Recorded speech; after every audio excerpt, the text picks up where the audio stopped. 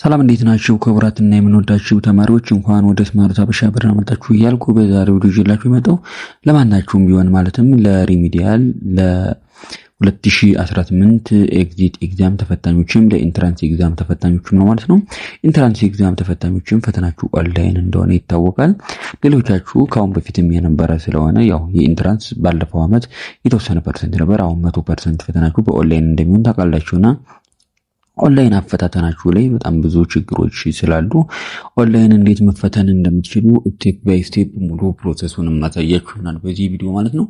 ምናልባት ሰምታችሁ ይሆናል እንጂ ከአሁን በፊት ኤግዚት ኤግዛም የሚፈተኑ ልጆች በመብራት መቆራረጥ ምክንያት በሌላም መንገድ በጣም ብዙ ችግሮች ይፈጠራሉ። ከዛ ውጭ ግን ፈተናው በጣም ቀላል ሆኖ እያለ በአፈታተን ምክንያት በጣም ብዙ ልጆች ውጤት እንደሚያጡ የታወቀ ነው።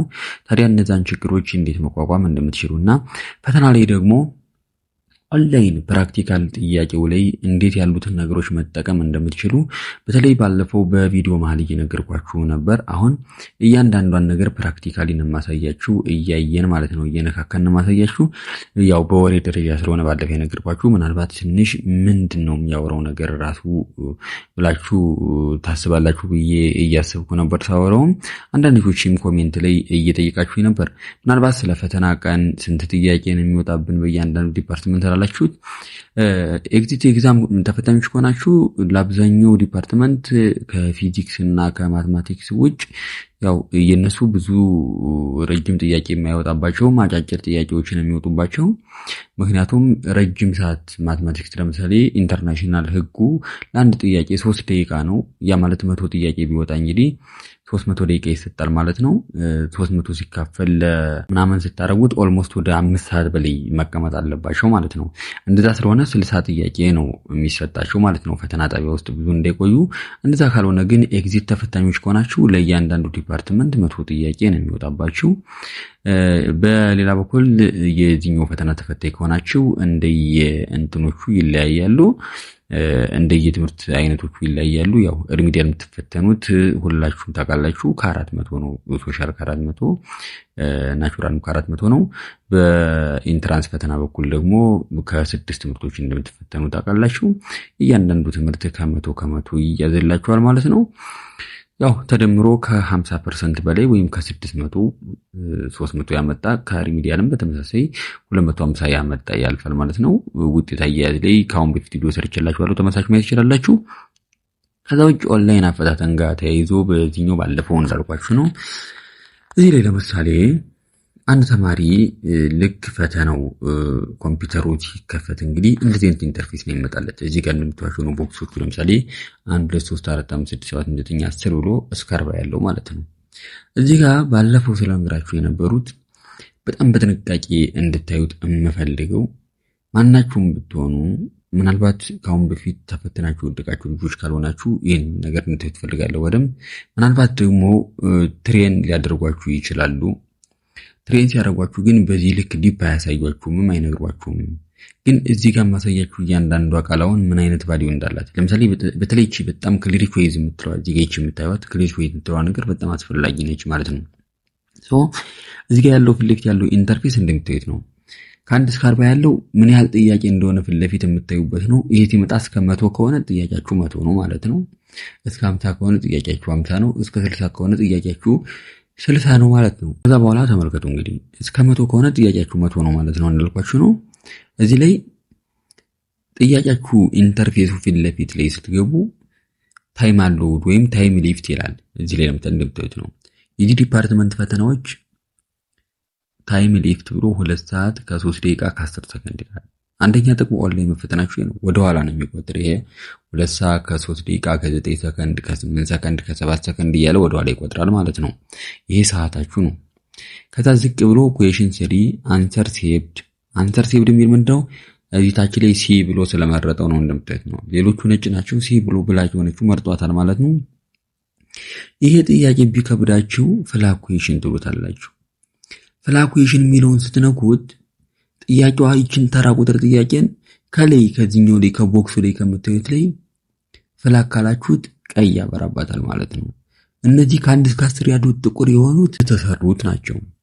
ከ11 ጀምሮ እስከ 40 ያሉት ነጭ የሆኑት ደግሞ ያልተሰሩት ናቸው። ፍላግ ስታደርጉ የሚያደርግባት ምልክት ቀይ ትሆናለች ማለት ነው። ከብዳኛለች ብለህ ምልክት አድርገህባት ሄድክ ማለት ነው። እንግዲህ ከዛ ውጭ ይሄ ፔጅ ኔክስት ፔጅ ይላል፣ ፐርቪየስ ፔጅ ይላል። ወደ ፐርቪየስ ፔጅ ማለት ወዳለፈው ፔጅ መልሰው ነው ያለፈውን ጥያቄ ነው።